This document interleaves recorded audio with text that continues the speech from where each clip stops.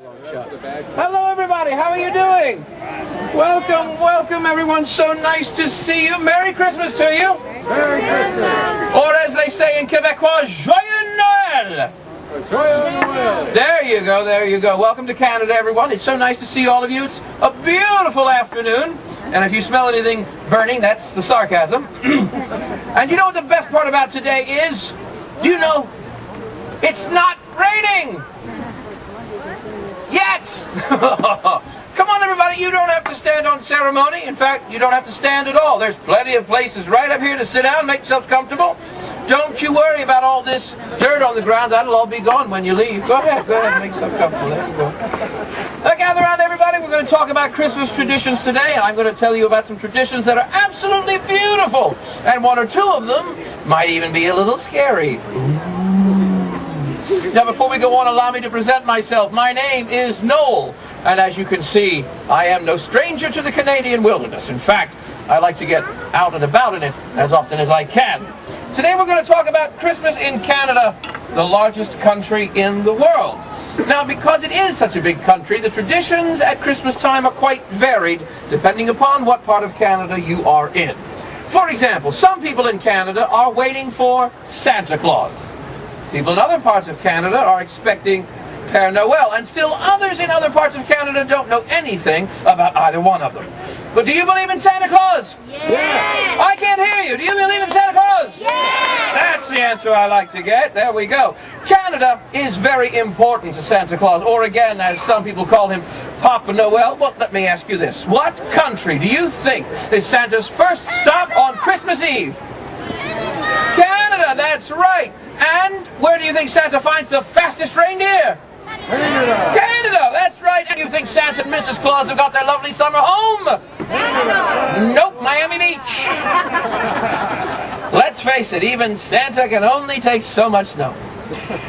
You're probably wondering, what could possibly be so different about the holidays up north? Well, a great deal. You see, just like in the United States, where they have different holiday traditions, well, let's see, it's some German traditions and some Swiss traditions in Pennsylvania. In Minnesota and Wisconsin, they follow some Scandinavian customs. Well, the same is true for that huge country that they call the Great White North. Now, even though most of those traditions have their origins in other parts of the world, Canadians have found ways to make them their own.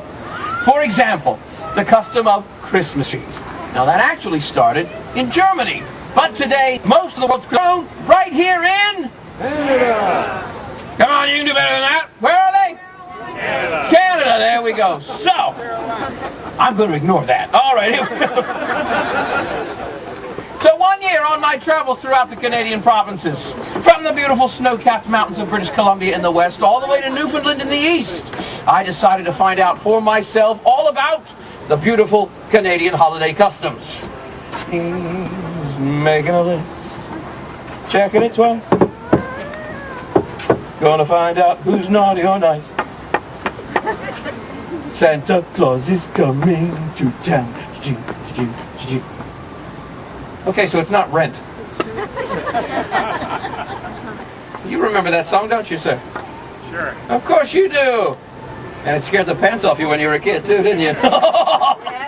Yeah. Now, how do you suppose Santa Claus knows who is naughty and who is nice? He has his ways. In fact, in some traditional Canadian homes, Santa has very special help in finding out who's naughty and who's nice.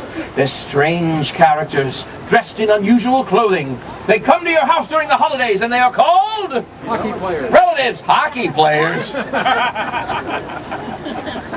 Actually, I think your joke's better than mine.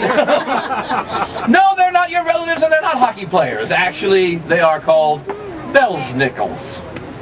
Now here's how the story goes, bears. If children do not behave during the year, not only could they find coal in their stockings, but the devilish Belsnickels might sneak up and snatch them up and take them away. Don't worry though, because we would never allow anything like that to happen. I have to admit though, this time of the year, Canadian children are very well behaved. On the Epiphany, January 6th, our friends to the north, the Inuit children, they are visited by strange creatures called Nalyuks. And they're a little bit like the Belsnickels. You see, the Nalyuks go from house to house carrying sticks.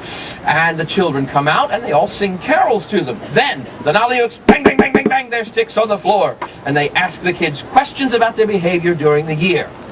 If the children answer with a truthful heart, then the Nalyuks open up their bags and they give each boy and girl a very special present.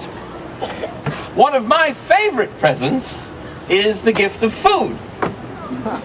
Yeah, I know, that's a big surprise, isn't it?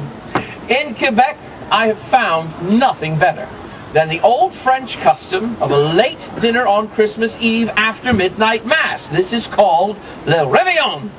Oh, and I can almost taste the tourtière now. Ooh. Oh, for those of you that don't know, a tourtière is a savory meat pie. But there is also turkey and dressing, and sweet potatoes, and from the British there's plum pudding for dessert. Oh, it's one.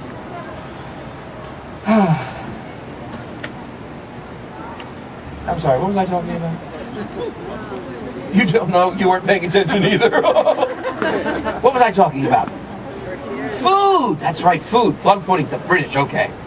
From the British, we also get that most unusual holiday, December 26th, Boxing Day.